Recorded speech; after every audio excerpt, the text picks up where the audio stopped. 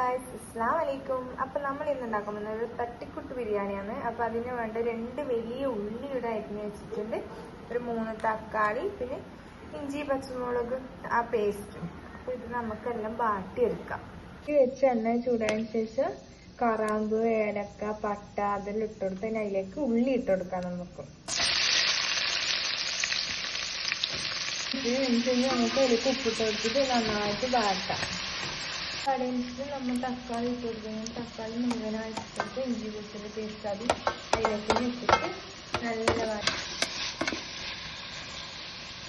വാടി വന്നിട്ടുണ്ട്. അതിലേക്ക് നമുക്ക് ഇച്ചിരി മഞ്ഞൾപ്പൊടി ഇട്ട് കൊടുക്കാം, നമുക്ക് ചിക്കൻ മസാല ഇട്ട് കൊടുക്കാം, ഇച്ചിരി കുരുമുളക് പൊടി ഇട്ട് കൊടുക്കാം, ഇത് നമുക്ക് ബിരിയാണി മസാലയും കൂടി ഇട്ട് കൊടുത്തിട്ട് ഇത് നമുക്ക് നന്നായി മിക്സ് ആക്കാം.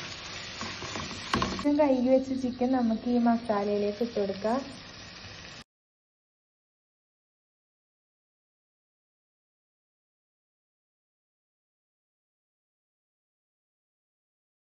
മിക്സ് ആക്കി എടുത്തിട്ടുണ്ട്. നമുക്ക് പൊത്തി വെക്കാം, കുറച്ച് വേവിട്ട്. 1 കിലോ അരിയുടെ നമ്മൾ കഴുകി വെച്ചിട്ടുണ്ട്. ഇത് നമുക്ക് കുക്കറിലിട്ട് ഇട്ട് കൊടുക്കാം. ഇതിലേക്ക് നമ്മൾ കറാമ്പ്, ഏലക്ക, പട്ട എല്ലാം ഇട്ട് കൊടുത്തിട്ടുണ്ട്.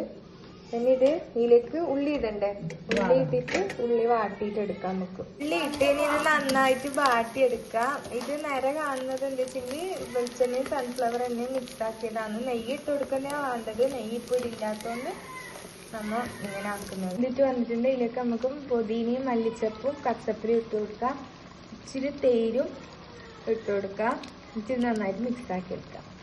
നമുക്ക് ഇതിലേക്ക് അരി ഇട്ട് കൊടുക്കാം, ഉപ്പിട്ട് കൊടുക്കാം. മസാല ഇവിടെ റെഡി ആയിട്ടുണ്ട്. നമുക്ക് നമ്മൾ ചോറ് ഇവിടെ ആയിട്ടുണ്ട്. ആ ചോറ് നമുക്ക് ഉണ്ടാക്കാൻ വെച്ചെങ്കിൽ ഇതിലേക്ക് ഇട്ട് കൊടുക്കാം. കുറച്ചായിട്ട് നമ്മൾ ചോറ് ഇതിലേക്ക് ഇട്ട് കൊടുക്കുന്നുണ്ട്.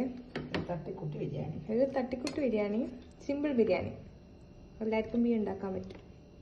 ഫുള്ളായിട്ട് ഇട്ട് കൊടുത്തിട്ടുണ്ടെങ്കിൽ നമുക്ക് ദമ്മിടാം. കുറച്ച് സമയം പൊത്തി വെക്കാം.